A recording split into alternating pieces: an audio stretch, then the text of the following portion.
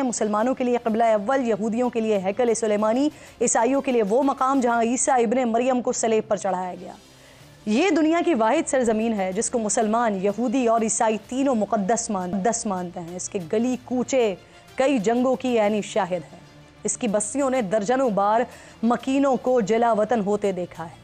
تاریخ کی کتابوں میں ارض مقدس پر پہلا حملہ تقریباً 2500 سال پہلے 587 قبل از مسیح میں سلطنت بابل کے بادشاہ نے کیا۔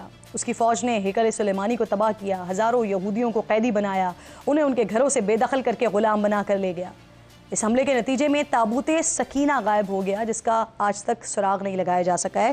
کہا جاتا ہے کہ اس صندوق میں حضرت موسیٰ کا عصا، حضرت ہارون کا امامہ، حضرت سلیمان کی انگوٹھی، منسلوہ سمیت انبیاء علیہ السلام کی مزید نشانیاں موجود ہیں۔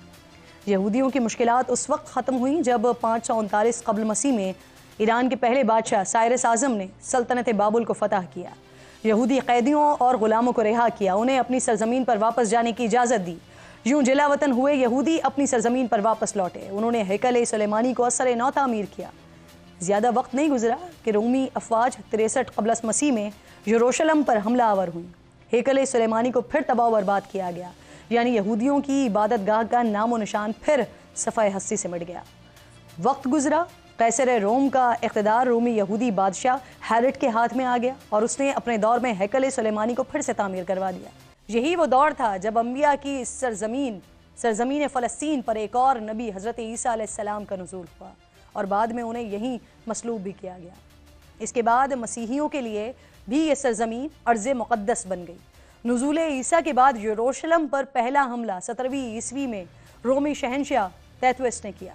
اس نے یہودیوں کو قتل کیا، ہیکل سلیمانی کو مسمار کیا، زندہ بچ جانے والوں کو جلا وطن کیا۔ وقت نے کروٹ لی اور 6 صدی بعد جا کر حالات پھر تبدیل ہوئے۔ 638 عیسوی میں خلیفہ دوم حضرت عمر فاروق رضی اللہ تعالیٰ عنہ نے قیصر روم کو شکست دی اور بیت المقدس کا کنٹرول مسلمانوں کے قبضے میں آ گیا۔ تاریخ میں یہ پہلی بار تھا کہ اس پاک سرزمین پر خون کا ایک قطرہ نہیں بہا اور فتح نصیب ہوئی۔ تقریباً 500 سال مسلمانوں نے بیت المقدس کی پاک سرزمین پر حکومت کی۔ 1099 عیسوی میں پہلی صلیبی جنگ چھڑ گئی۔ صلیبیوں نے مسلمانوں کو شکست سے دوچار کیا۔ عیسائیوں کا بیت المقدس پر قبضہ ہو گیا تو انہوں نے مسجد اقصیٰ میں بہت رد و بدل کی۔ مسجد میں رہنے کے لیے کمرے بنائے، متعدد دیگر عمارتوں کا اضافہ کیا، مسجد کے اندر اور اس کے ساتھ ساتھ گرجا گھر بھی بنا لیا۔ اس جنگ میں مسلمانوں کا بہت خون بہایا گیا۔ مسلم سلجوق ریاست بڑھ چکی تھی۔ مسلمان زوال کا شکار تھے، لیکن انہوں نے بیت الاقصیٰ پر اپنا کلیم نہیں چھوڑا تھا۔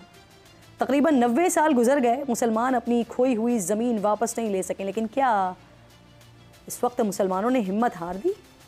نہیں، اور پھر اللہ نے ایک مرد مجاہد کو بھیجا، سلطان صلاح الدین ایوبی، جنہوں نے بیت المقدس کو آزاد کروانے کی کوششیں شروع کی، لیکن بار بار ناکامی کے بعد بھی وہ رکے نہیں، حوصلہ نہیں ہارے۔ تقریباً 16 حملوں کے بعد بالآخر فتح یاب ہوئے۔ سلطان نے مسجد اقصیٰ کو اپنی اصل حالت میں بحال کیا۔ تاریخ کی کتابوں میں آتا ہے کہ مسلمانوں نے مسلسل 1 ہفتے تک مسجد کو عرق گلاب سے غسل دیا۔ حلب سے ایک عظیم الشان اور نادر ممبر تعمیر کروا کر مسجد میں نصب کروایا گیا۔ صلیبی اس کے بعد بھی نہیں رکے، چالے چلتے رہے، مذہب کے نام پر گمراہ کر کے اتحاد بناتے رہے، سازشوں اور طاقت سے بیت المقدس حاصل کرنے کی کوششیں کرتے رہے، لیکن ناکام رہے۔ 15ویں صدی میں جا کر بیت المقدس سلطنت عثمانیہ کے پاس آ گیا۔ عثمانی سلاطین نے شہر کو جدید خطوط پر تعمیر کروایا، سڑکوں سے لے کر ریلوے لائن تک جدید نظام بنایا۔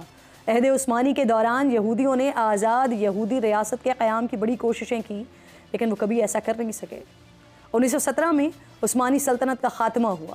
برطانیہ نے بیت المقدس پر قبضہ کر لیا اور پھر وہ ہوا جس کا نتیجہ آج فلسطین کی مظلوم عوام سمیت پوری دنیا بھگت رہی ہے۔ دنیا بھر سے یہودیوں کو لا کر یہاں بسایا گیا۔ طویل منصوبہ بندی کے بعد 1948 میں یہودی آباد کاروں نے اپنی مذہبی ریاست اسرائیل کے قیام کا اعلان کیا۔ فلسطینیوں اور دیگر عرب ریاستوں نے اس کو تسلیم کرنے سے انکار کیا۔ بین الاقوامی برادری نے اس کو غیر قانونی قرار دیا، لیکن اسرائیل ٹس سے مس نہیں ہوا۔ اسرائیل نے قبضہ چھڑانے کے لیے عرب اسرائیل جنگیں بھی لڑیں، لیکن مسلمانوں کو کامیابی نہیں مل سکی، اور سازش کے ساتھ ساتھ ہمارے ذہنوں میں یہ بات باور کروائی جاتی رہی کہ یہودی دنیا کی سب سے طاقتور قوم ہے اور مسلمان اس سے لڑ نہیں سکتے، جیت نہیں سکتے۔ مسلمان حکمرانوں کی عیاشیوں نے مسلم دنیا کو کمزور بنایا، جس کا فائدہ اسرائیل کو ہوا۔ آج ہمارے بڑے بڑے دانشور بھی یہی کہتے پھرتے ہیں کہ 70 سال میں جو کچھ حاصل نہیں کر سکے وہ اب کیا حاصل کر لیں گے۔ تو ان کی اطلاع کے لیے یہ عرض ہے کہ صلاح الدین ایوبی نے بھی 90 سال بعد مسجد اقصیٰ کو حاصل کیا تھا۔ اس وقت بھی دشمن بڑا مضبوط تھا، مسلمان اس وقت بکھرے ہوئے تھے، لیکن اللہ نے ہمیں فتح دی تھی۔ جس اسرائیل سے ہمیں ڈرایا جاتا ہے، جن یہودیوں کے قصے سنائے جاتے ہیں، کیا انہوں نے اسرائیل کو ایسے ہی حاصل کر لیا تھا؟ انہوں نے بھی 2500 سال طویل جدوجہد کی ہے، لٹتے رہے، قتل ہوتے رہے، قیدی بنے، غلام بنے، جلا وطن ہوئے، گمنامی کی زندگی کاٹتے رہے، الغرض ہر حالات کے بدترین حالات کا سامنا انہوں نے کیا، لیکن اپنی اولادوں میں بس ایک بات منتقل کرتے رہے کہ اس اپنی ریاست کو انہوں نے حاصل کرنا ہے، اور وہ انہوں نے سازشوں سے حاصل کر بھی لیا، اور اب طاقت اور مال کے بل پر قابض بھی رہنا چاہتے ہیں۔ لیکن ہمیں کسی صورت مسجد اقصیٰ کو بھولنا نہیں ہے، چاہے ہم دیکھ رہے ہیں کہ مسلمان ریاستیں عملی طور پر بے بس نظر آ رہی ہیں، چاہے اس وقت دنیا شیطانی قوتوں کے ہاتھ میں ہے، لیکن وقت آئے گا۔ ایمان رکھیے، یقین رکھیے اور متحد ہونے کی کوششیں کرتے رہیے کہ مسجد اقصیٰ ہماری ہے اور انشاءاللہ ہماری رہے گی۔ وقت ختم ہو گیا ہے پروگرام کا، انشاءاللہ جمعے کو آپ سے ملاقات ہوگی۔ اپنا اور اپنے ملک کا خاص خیال رکھیے اور فلسطین کو اپنی دعاؤں میں یاد رکھیے۔ اللہ نگہبان۔